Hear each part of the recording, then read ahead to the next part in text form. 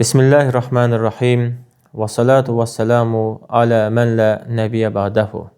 Əziz və hörmətli izləyicilər, günümüzdə bəzi ateistlər Quran-ı Kərim ayələrini gətirərək iddia edirlər ki, İslamda erkən evliliyə təşviq vardır. Yəni, müsəlmanlar qızların erkən evləndirirlər və bunu Talaq surəsi 4-cü ayəsi ilə əsaslandırırlar.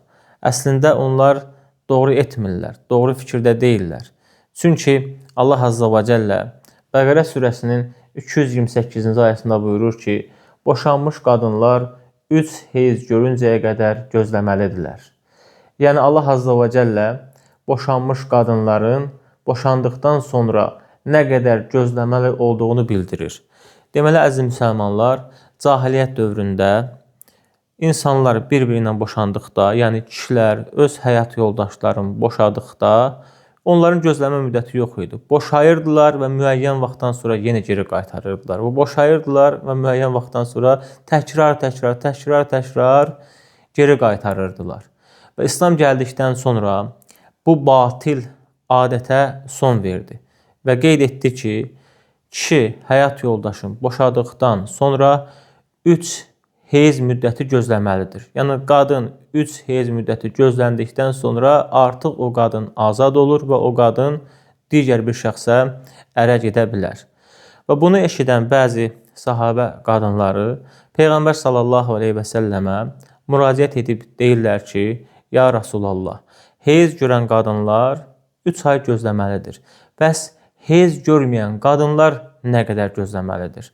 Və Talaq surəsi 4-cü ayə nazil olur. Allah buyurur ki, heyzdən kəsilmiş qadınlarınızın gözləmə müddətindən şübhələnsəniz, bilin ki, onların gözləmə müddəti 3 aydır. Hələ heyz görməmiş olan qadınlar da belədir. Yəni, əziz müsəlmanlar, Talaq surəsi 4-cü ayəsində buyurulur ki, hansı ki o qadınlar yaş səbəbi ilə heyzlərindən kəsiliblərsə, onlar heyz görmürlər. Onların boşanma müddəti də 3 aydır. Həmçinin heyz görməyən qadınlardır. Yəni, ateistlər bu mətni gətirirlər. Hələ heyz görməmiş olan qadınlar da belədir. Və bu mətni gətirərək demək istəyirlər ki, burada erkən yaşlı qızların evliliyinə təşviq vardır. Amma bu yanlışdır. Heyz görməyən qadınlar, əziz müsəlmanlar, tibbi səbəblə, hormonal gecikmə ilə, psixoloji səbəblərlə və fiziki səbəblərlə heyz görməyən qadınlara aiddir. Hansı ki, o qadınlar tibbi səbəblə, müəyyən səbəbləri var və hormonal gecikməklə, psixoloji səbəblərə görə, fiziki səbəblərə görə burada yaş 20-də ola bilər, 25-də ola bilər, 26-da ola bilər. Yəni, müəyyən yaş həddi yoxdur. Hansı ki, qadınlar evləniblər və onlar boşanıblar. Bu səbəblərə görə, tibbi səbəb, hormonal səbəb, psixoloji səbəb, fiziki səbəblərə görə heyz görmürlərsə, onların gözləmə müddəti də heyzdən kəsilmiş, yaş səbəbi ilə heyzdən kəsilmiş qadınların gözləmə müddəti qədərdir. Yəni, 3 aydır. Yəni, ateistlər bu ayəni istinad edərək belə bir iddia irəli sürürlər ki, güya İslam erkən yaşlı qızların evliliyini təşviq edir. Amma əslində bu həqiqət deyil. Talaq surəsi 4-cü ayəyə baxsanız, orada 3 qadından danışılır. Birinci qadınlar qeyd etdiyimiz kimi heyzdən ümidini üzmüş qadınlar. Yəni, yaş səbəbi ilə 45, 50, 55 yaş səbəbi ilə heyzdən kəsiliblər və bu da normal bir haldır. Onlar heyz görmürlər, onlar boşansalar 3 ay gözləməlidirlər.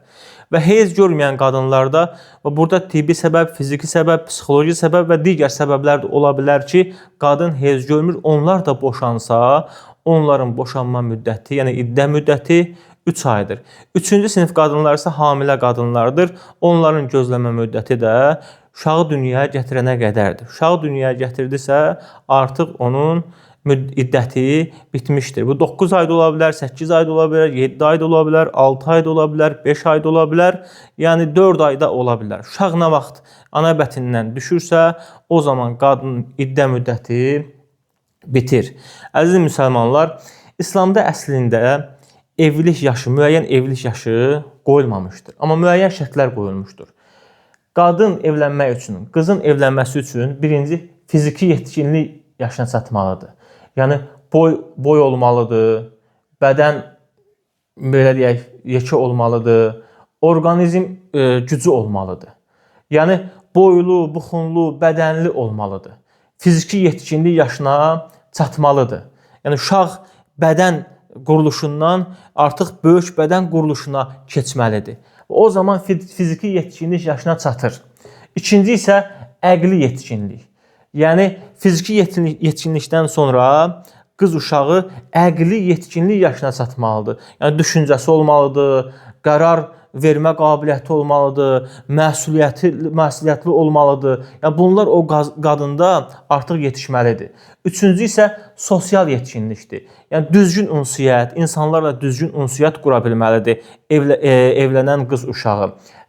Düzgün ünsiyyət, yəni ailə və cəmiyyətdə məsuliyyətli olmalıdır. Və bu halda artıq qız evlənə bilər. Dördüncü isə zərərin olmaması. Yəni İslamda mühüm şərtdir.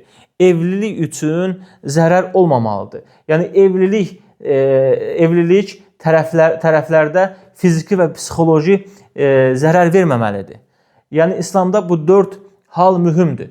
Bir qız uşağı evlənmək üçün fiziki yetkinlik, əqli yetkinlik, sosial yetkinlik və zərərin olmaması həddinə çatmalıdır. O həddə çatdıqdan sonra artıq qız uşaqları evlənə bilərlər.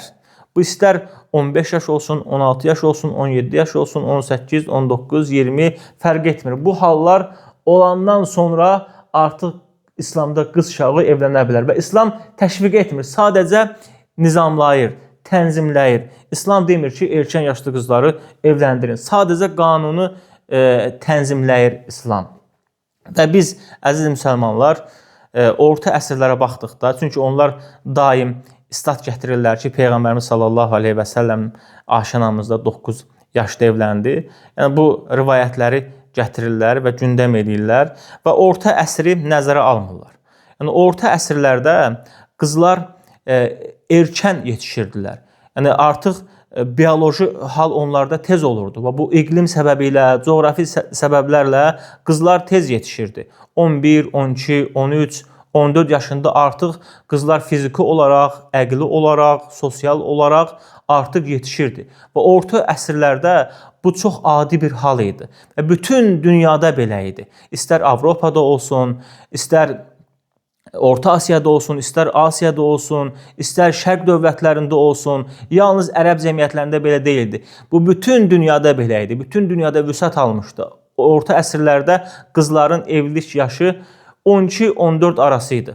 Hətta Amerikada 1886-cı ilə qədər evlilik yaşı 12 yaş imiş.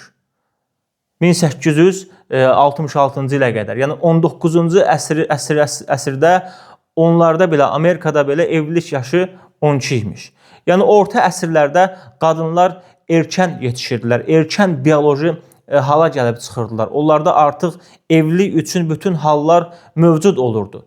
Və ateistlər orta əsrlərdə olan qızların evliliyini 20-ci əsrdə olan qızların belə deyək, yaşı ilə müqayisə edib deyirlər ki, İslamda erkən evlilik var, İslamda uşaqlara qarşı təcavüz var və belə bir iddia ilə çıxış edirlər. Bugünkü gündə həqiqətən də 10, 11, 12, 13, 14, 15, bəzən 16, 17 yaşlı qızlar evlilik üçün hələ yetişməyiblər. Bu da belə deyək, iqlimlə əlaqədar ola bilər və müəyyən səbəblər ola bilər. Yəni bəzən 17, bəzən 18 yaşlı qız belə evliliyə hazır deyil. 19 yaşlı bəzən qız evliliyə hazır deyil. Evliliyə hazır olmaq üçün mütləq bu şərtlər olmalıdır. Fiziki yetkinlik, əqli yetkinlik, sosial yetkinlik və zərərin olmaması. Hər iki tərəfin evliliyə hazır olması mühüm şərtlərdəndir və İslamda bu qaydalar önəmlidir. Bu 4 qayda mühümdür. Və bu 4 hala çatdıqdan sonra qız uşaqları evlənə bilərlər. Və bu da əmr deyil. Sadəcə bu bir xəbərdir. Allah belə deyək də bunu bildirib, Peyğəmbərimiz sallallahu aleyhi ve sellem bildirib və təşviq etməyib ki, qızlar erkən yaşda evlənsinlər. Və ateistlər bu iddia ilə çıxış edirlər və müsəlmanları alçatmaq istəyirlər, amma həqiqətən də onların bu iddiaları puçdur və yanlışdır. Hətta biz baxırıq Səlcuqlar dövrünə, o qızların evlilik yaşı 12-14 arası olub. Həmçinin Osmanlılara baxırıq, Osmanlılarda da 14-15 yaş arası olub. Həmçinin Çar imperiyasına baxırıq, görürük ki, evlilik yaşı 14-15 yaş arası olub. Çünki o zaman qızlar erkən yetişirdilər, tez yetişirdilər, tez fiziki belə yetkinliyə çatırdılar. Hətta biz nənələrimizdən, babalarımızdan eşidirik ki, 14 yaşında, 13 yaşında, 12 yaşında qızlar evlənirmiş və bu normal bir hal imiş, normal bir adət imiş, normal bir urf imiş və heç kim bu evliliyi qınamırmış və orta əsrdə olan evlilikdə də heç bir qınaq olmayıb. Həmçinin Peyğəmbərimiz sallallahu aleyhi və səlləm Ayşə anamızla evlənərkən onun düşmənləri çox idi. Müşriklər, kitab əhli və s. düşmənləri var idi. Heç kim Peyğəmbər sallallahu aleyhi və səlləmi bu evliliyə görə qınamadı. Və onu qınayırdılar, ona sehirbaz deyirdilər, dəli deyirdilər, məcnun deyirdilər, cürəbəcür kahin deyirdilər və cürəbəcür ləqəblər, adlar qoşurdular. Amma heç kim yəni Ayşə anamızla evləndiyinə görə Peyğəmbər sallallahu aleyhi və səlləmi qınamadı. Çünki o zaman o adi bir hal idi. Hətta o zamanki imperiyalar belə bu məsələni böyütmədilər, şişirtmədilər ki, Peyğəmbər erkən yaşlı qızla evlənib. Və bu həqiqətən də o zaman çox normal bir hal idi, çox adi bir hal idi. Bugünkü gündə bəli 10, 11, 12, 13, 14, 15 yaşlı qızlarla evlənmək yəni həqiqətən də doğru deyil. Görürsən ki, onlar yetkinlik yaşına çatmayıblar, əqilləri inkişaf eləməyib, sosial yetkinlik yaşına çatmayıblar, zərərli ola bilər onlara evlilik. Yəni İslam belə evliliyi təşviq etmir. Həmçinin biz baxırıq o dövrdə bəzi məşhurların evlilik yaşına, deməli əziz müsəlmanlar, bəzi məşhurlar vardır ki, o zaman çox erkən yaşda evlənmişdir. Məsələn, Lady Margaret. Lady Margaret İngiltərə kralı 7-ci Henrinin anası. 12 yaşda evlənib. 12 yaşında evlənmişdir və 13 yaşında uşaq dünyaya gətirib. Sonra Fransa şahzadəsi İngiltərə kralı 2-ci Richardın həyat yoldaşı. Baxırıq ki, çox erkən yaşda evlənmişdir. Hətta 10 yaşından aşağı yaşda onunla evlənmişdir. Həmçinin Maria Stuart, Şotlandiya kraliçası, çox erkən yaşda evlənmişdir. Anna Neville, İngiltərə kraliçası, təxminən 13 yaşında evlənmişdir. Janna Fransa kralının ailə üzvüdür. 12 yaşında evlənmişdir. Sonra Agnes Fransa 12 yaşında evlənmişdir. Bizans kraliçalarındandır. Və sayı çoxaltmaq olar. Həmçinin Matilda Roma imperatoru 7-ci Henri ilə evlənib. Yaşı 8 olub. Catherine Aragonlu təqribən 14 yaşında evlənib. Və nə qədər baxırsınız ki, yəni kraliçalar çox erkən yaşda evləndirilmişdir orta əsrlərdə.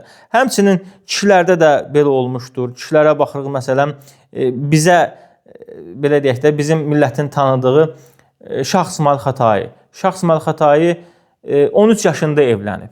13 yaşında evlənib və 14 yaşında dövlət qurub. Yəni o zaman orta əsrlərdə oğlan uşaqları da çox erkən yetişirdilər.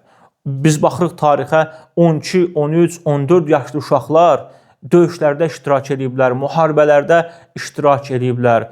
14 yaşında, 15 yaşında dövlət qurublar. 15-16 yaşında taxta çıxıblar, dövlətlər idarə ediblər, imperiyalar idarə ediblər. Amma bugünkü gündə 12-13 yaşlı uşaqlar müharibələrdə iştirak edə bilər. Əlbəttə ki, xeyr, iştirak edə bilməz. Çünki onlar fiziki yetkinlik yaşına çatmayıblar. Yəni bu da iqlimlə səbəb ola bilər və s.